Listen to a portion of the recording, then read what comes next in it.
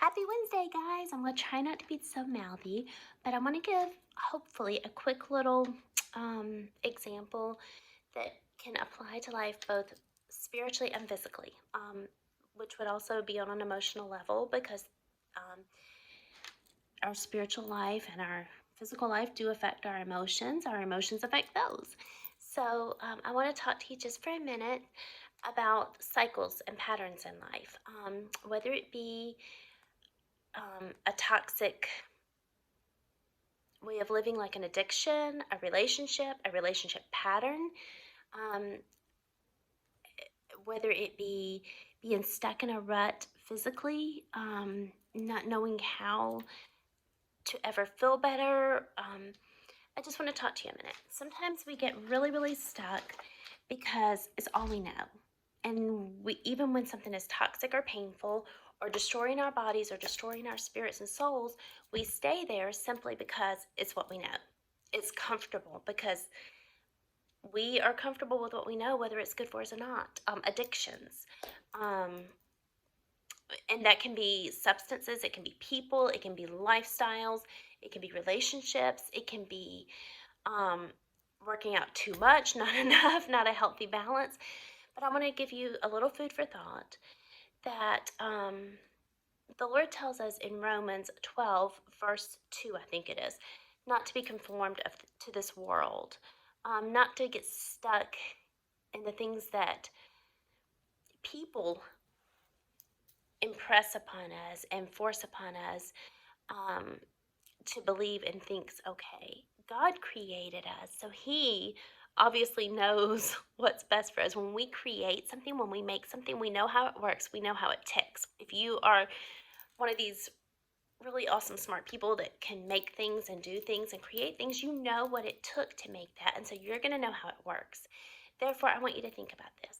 The God that made you, the God that took the time to breathe life into you, knows you.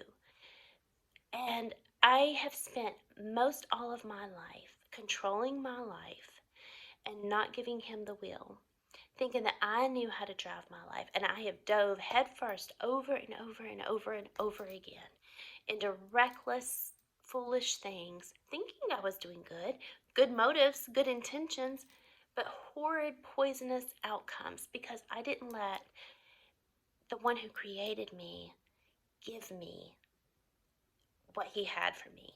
I moved past it and ahead of it, and therefore I didn't get to receive the gifts he had for me.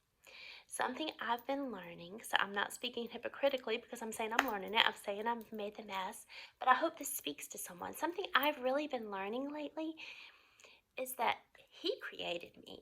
He made me, so he knows what he has for me. He knows what's next. He knows what to give me, and he only wants goodness for me. Doesn't mean it's always easy, doesn't mean it's going to come on a silver platter. Sometimes it takes refining and hard work building those muscles, just like when we go work out at the gym or during quarantine in the basement. It's hard work, it's grueling to grow and to get stronger and to build health and vitality. But to build health and vitality with him, sometimes we have to grow our muscles. I want to encourage us to think about this. Um, what I was encouraged with and have really loved since Sunday, thinking about and repeating to myself, is releasing things.